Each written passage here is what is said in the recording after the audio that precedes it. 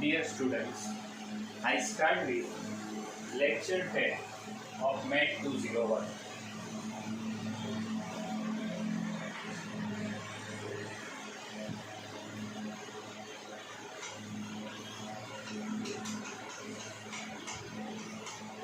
Discuss differentiability of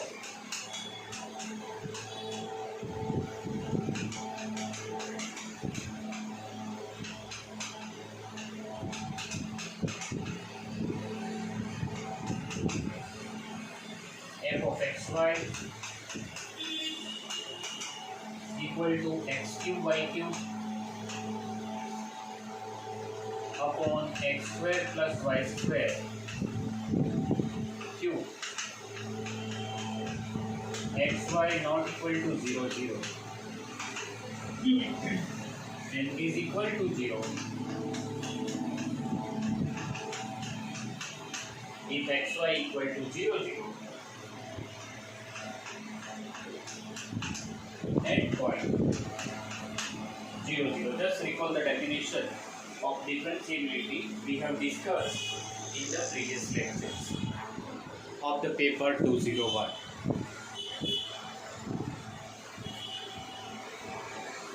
So first we want to find f of xy. Answer: f of x 0 0 is limit h tends to 0 f of h 0 minus f of 0 0 upon h. So obviously this is equal to limit h tends to 0.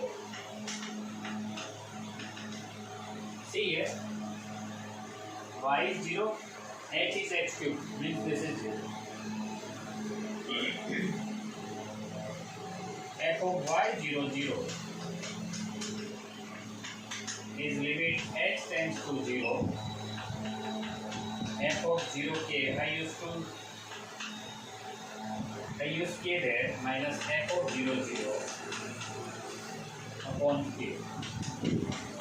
So this is limit k tends to 0. Same here, 0 cube k cube. So 0 is in multiple and therefore this value is equal to 0.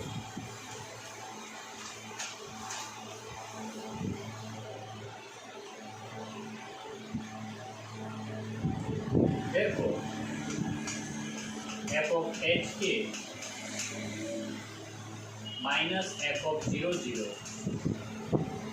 is equal to h fx 0 0 plus k fy 0 0 plus epsilon rho. See here, we have values are 0 0 0, means we have, therefore limit rho tends to 0 epsilon is equal to limit rho tends to 0 f of hk upon rho, and this is equal to limit rho tends to 0 h cube k cube h square plus k square cube h square plus k square. This is value of rho.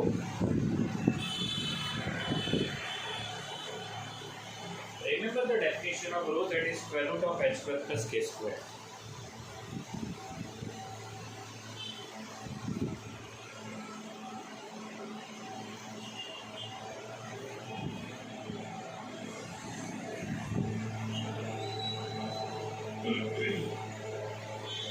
So this is equal to limit rho tends to 0 h cube k cube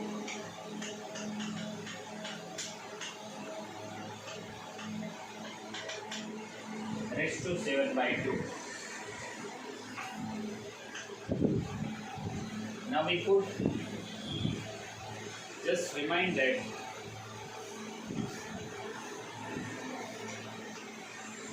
this is h, this is k. Right in the triangle. If this is theta, this is rho. Cos theta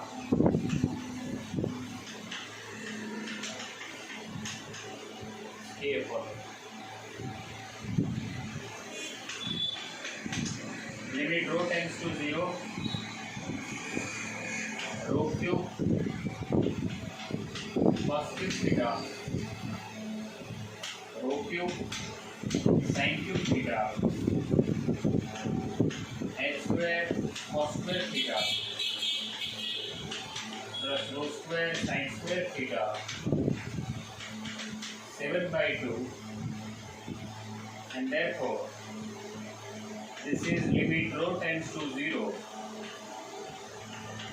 cos cube theta, sin cube theta, rho raised to 6, rho raised to 7. See here, whenever we took rho square outside of this bracket, it is with 7/2, so rho raised to 7 written. Inside bracket, it is cos square theta plus sin square theta, and that will be 1. So any power will give you 1. So it will not be in a calculation for further calculation. This is rho raised to 6 cos cube theta sin cube theta, and this is equal to limit rho tends to 0, cos cube theta sin cube theta upon rho. This is value of epsilon, and obviously this is not tends to 0, and therefore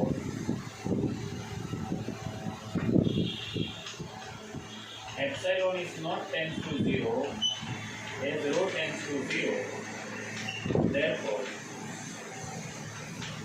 f is not differentiable.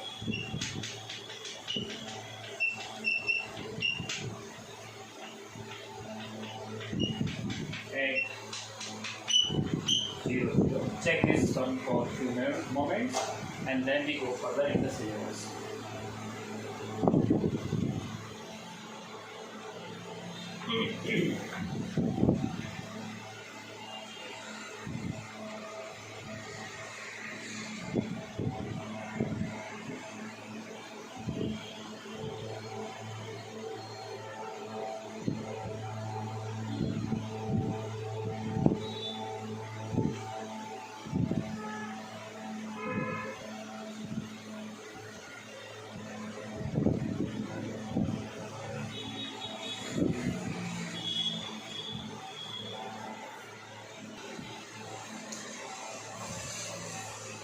Now here we have two important definitions, that is definition number 15, that is of total differentiation. dz is fx dx plus fy dy. Fx means partial differentiation with respect to x of f. F of y means partial differentiation of function f with respect to y.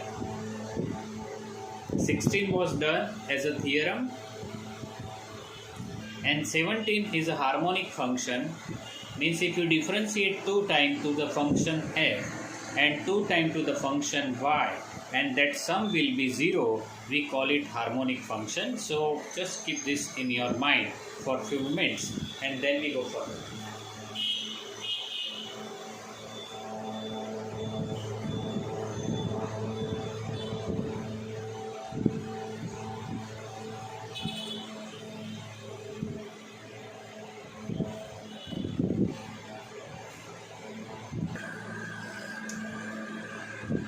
So dear students, if you see on the board, there is a one statement of the theorem, Young's theorem. There are two such theorems, Young's theorem and Squart's theorem. I will take Squart's theorem in the next lecture of this paper. But Young's theorem, we start with this theorem. See the statement.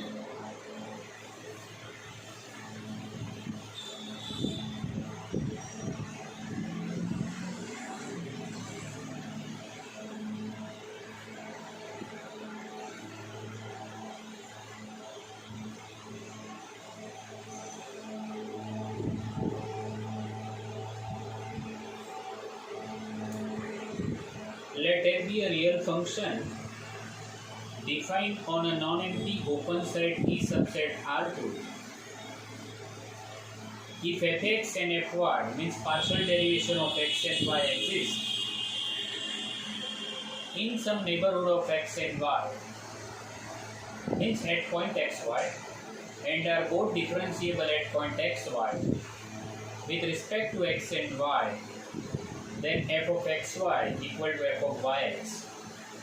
Means if we first differentiate with respect to x and then with y, or first with y and then with x, both these values are equal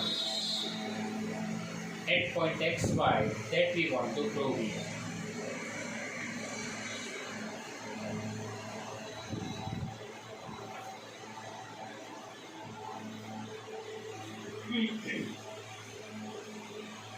So we start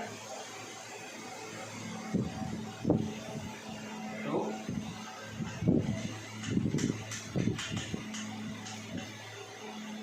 let us define delta 2f x plus h y plus k f of x plus hy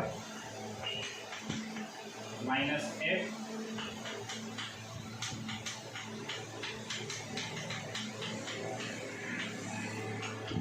say this is equation number 1.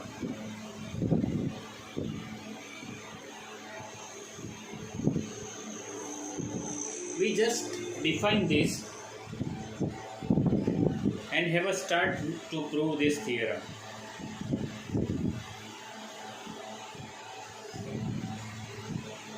And we at this juncture we define one thing more.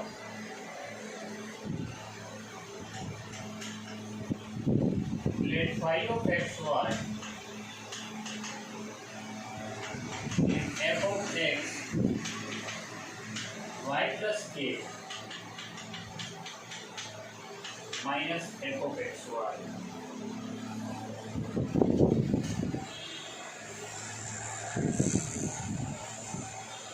So our next few steps will be related on this type of situation. Here you can see that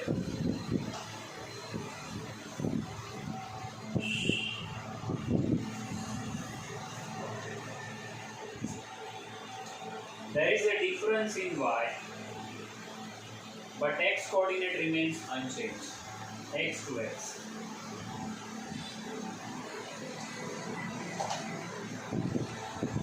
So, in the delta 2f, we have f of x plus h, x plus h. You can see this is y plus ky, x, x, y plus ky. Just see this. There is some special thing is there. So have a look at that.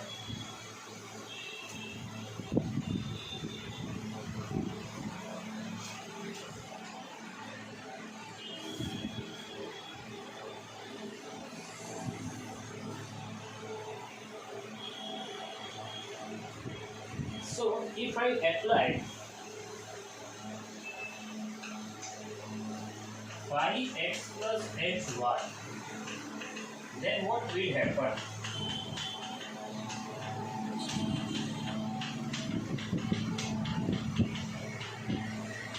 So x plus h, x plus h, x plus h, because in the definition x. Just see that.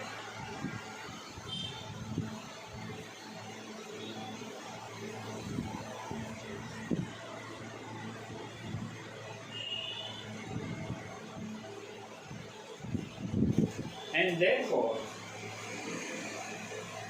if I combine these two, then I say this is equation number 2. Therefore, 1 and 2 implies delta 2f is phi of plus hy minus phi of xy. How it is? See here. X plus hy means f of x plus h y plus k minus f of x plus h. See here. Same. Same. Clear? If we do minus sign outside, then what we have? F of x y plus k minus f of x y. Can I write it is phi of x y? See this.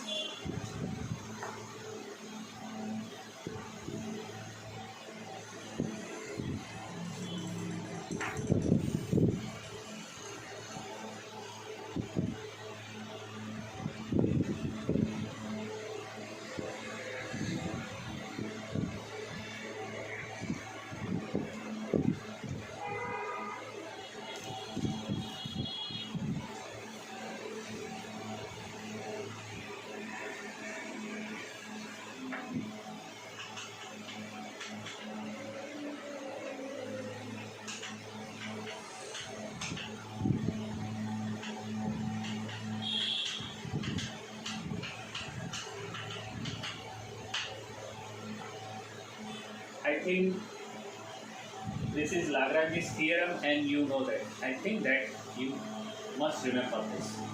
If you don't, then try to recall that. At p minus at a upon b minus a, that is h, equal to f dash c, where c is in between a and b, and this is another form. So here phi of a plus h minus phi a is equal to h phi dash a plus theta h, where phi is theta is in 0 and 1. I am going to use this formula here. Dash means differentiation.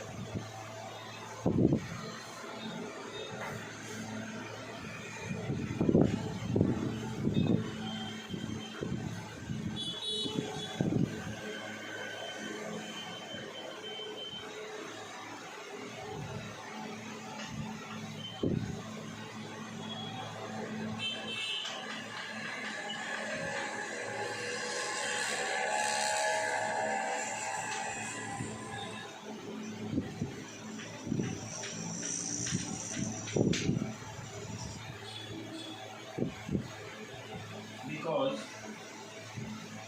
Lagrange's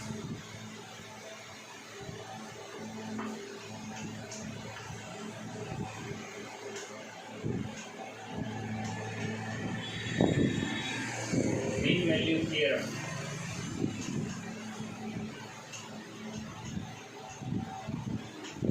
see,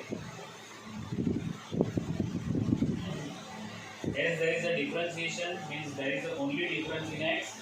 This is a differentiation with respect to x only. Therefore,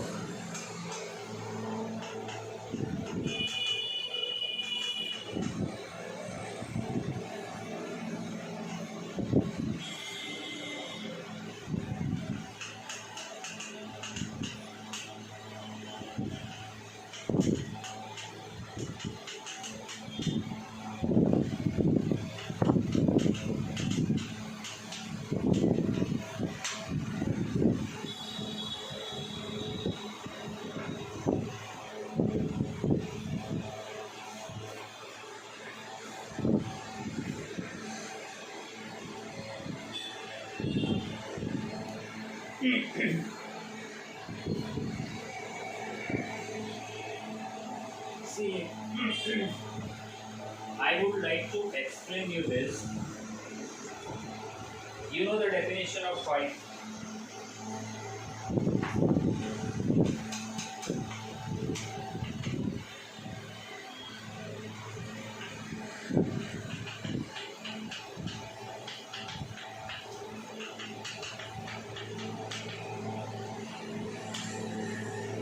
Definition of phi is that x remain unchanged.